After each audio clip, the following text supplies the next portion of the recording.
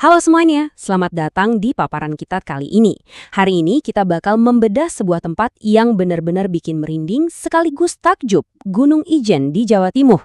Lewat paparan ini, kita bakal ngulik sebuah cerita tentang kontras yang luar biasa ekstrim.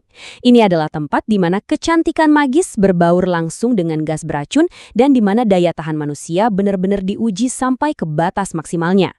Nah, di paparan ini kita bakal jalan-jalan menelusuri sejarah geologinya yang udah purba banget, mengintip ngerinya danau asam yang super ekstrim, membongkar misteri api biru yang mendunia, dan pastinya ngobrolin kisah luar biasa para penambang belerang di sana. Terakhir, kita bakal lihat gimana posisi Ijen sebagai salah satu warisan bumi. Oke, kita mulai dari awal banget ya. Gimana sih lanskap raksasa nan tangguh ini bisa terbentuk sejak zaman dulu? Coba deh kalian bayangin, kita mundur ke 50.000 tahun yang lalu. Saat itu, ada satu letusan raksasa yang saking masifnya sampai bikin seluruh tubuh gunung purba itu ambruk ke dalam. Hasilnya, terciptalah sebuah kaldera atau kawah raksasa yang lebarnya nyaris 20 km. Nah, dari sisa-sisa reruntuhan inilah, anak-anak gunung api muda seperti Merapi, Rantai, Widodaren, dan tentu aja jagoan kita Gunung Ijen perlahan lahir dan tumbuh. Tapi, yang bikin Ijen ini beda dari gunung berapi pada umumnya, dia itu jarang banget memuntahkan sungai lava merah menyala. Justru, aktivitas utamanya itu freatik. Maksudnya, letusannya dipicu sama tekanan gas beracun dan air yang kelewat ekstrim. Jadi, ancaman utamanya itu nggak selalu kelihatan langsung, tapi tahu-tahu bisa meledak dan sangat mematikan. Sekarang, yuk kita zoom in ke jantung kawahnya, tepat ke danau ekstrim yang paling mematikan di dunia ini. Lihat angka pH ini, di bawah 0,5. Gila kan? Buat gambaran aja nih, asam lambung di perut kita itu pH-nya sekitar 1,5 sampai 2. Dengan tingkat keasaman sekecil ini, Ijen resmi memegang rekor sebagai danau kawah paling asam di seluruh planet bumi. Benar-benar bahaya ekstrim yang bersembunyi di depan mata. Kalau kalian lihat warna hijau toskanya yang cantik banget itu, jangan sampai tertipu ya. Air itu sebenarnya adalah koktail mematikan dari belerang pekat plus berbagai logam terlarut. Makanya, wajar banget kalau warga lokal zaman dulu menganggap area kawah yang berkabut ini sebagai tempat gaib yang harus dijauhi. Kecantikan airnya itu benar-benar cuma tipuan visual dari alam. Nah, di balik danau hijau itu ada satu lagi fenomena yang bikin Ijen mendunia. Sesuatu yang terasa magis dan cuma muncul di kegelapan. Mungkin kalian sering dengar istilah blue fire atau api biru, tapi ini memunculkan satu pertanyaan seru. Emangnya itu benar-benar lava berwarna biru yang mancur dari perut bumi?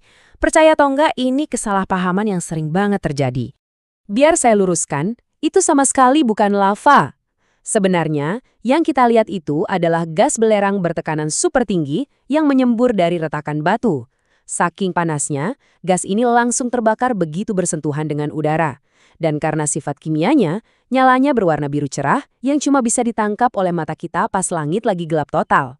Fenomena ini sebenarnya udah terjadi sejak ribuan tahun lalu, cuma memang baru meledak popularitasnya berkat dokumentasi modern belakangan ini. Tapi jangan salah, kawah ini bukan cuma sekedar tempat cantik buat foto-foto. Sejarahnya lumayan ngeri. Di tahun 1817, pernah ada letusan yang memicu banjir lahar asam yang parah banget. Terus di tahun 1917 dan 1936, terjadi lonjakan gas beracun yang mematikan. Sampai sekarang pun, kawahnya sering ditutup mendadak demi alasan keselamatan. Catatan ini jadi pengingat buat kita kalau gunung ini benar-benar masih bangun dan bernafas. Di tengah lingkungan vulkanik segenas itu, ada satu sisi manusiawi yang benar-benar bakal bikin kita merenung. Coba perhatikan fakta yang ironis banget ini. Di awal abad ke-20, pemerintah kolonial Belanda malah udah ngebangun sistem pipa mekanis buat mendinginkan dan mengambil gas belerang.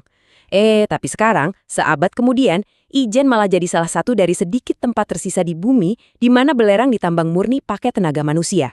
Seolah-olah teknologinya berjalan mundur dan posisinya digantikan oleh keringat dan punggung warga lokal. Coba resapi angka ini baik-baik. 90 kg.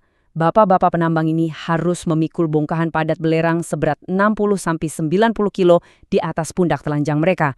Mereka harus mendaki tebing kawah yang curam, diselimuti asap beracun yang bikin sesak napas, ngebawa beban yang seringkali lebih berat dari badan mereka sendiri. Dan ini mereka lakuin setiap hari. Makanya ini jelas bukan sekedar pekerjaan kasar biasa ya. Ini adalah bukti paling nyata soal betapa tangguhnya fisik dan mental manusia saat dihadapkan sama salah satu lingkungan paling nggak bersahabat di planet kita. Ini murni soal pengorbanan dan perjuangan bertahan hidup demi ngasih makan keluarga di rumah. Lalu pertanyaannya, gimana dunia modern sekarang melihat Gunung Ijen yang luar biasa ini? Kalau zaman dulu orang mungkin takut mendekat. Sekarang Ijen udah resmi diakui sebagai geopark internasional dan kawasan cagar alam. Gak cuma jadi incaran turis, para ilmuwan top dari seluruh dunia ngumpul di sini. Mereka jadiin Ijen sebagai laboratorium hidup. Mereka neliti mulai dari gimana sih sistem hidrotermal ekstrim itu bekerja, sampai belajar gimana tubuh manusia bisa tahan terpapar gas vulkanik mematikan setiap hari. Jadi, kalau kita tarik benang merahnya dari paparan ini, Ijen itu jauh lebih besar dari sekedar destinasi liburan. Ini adalah wujud nyata dari kekuatan alam purba. Sebuah arsip geologi dunia yang super langka. Ia adalah monumen sunyi, saksi kerasnya perjuangan manusia, dan pastinya warisan alam Indonesia yang nilainya benar-benar gak tergantikan oleh apapun. Nah, sebelum kita akhiri paparan hari ini, saya mau kasih satu pertanyaan provokatif buat kalian renungkan. Pas kita ngelihat para penambang itu banting tulang bawa beban berat di bawah ancaman api biru dan danau yang mematikan, kira-kira apa sih yang mau disampaikan oleh keindahan kuno yang berbahaya dari Gunung Ijen ini tentang batas maksimal kekuatan kita sendiri sebagai manusia? Terima kasih banyak udah bergabung hari ini, teruslah penasaran, dan sampai jumpa di paparan berikutnya.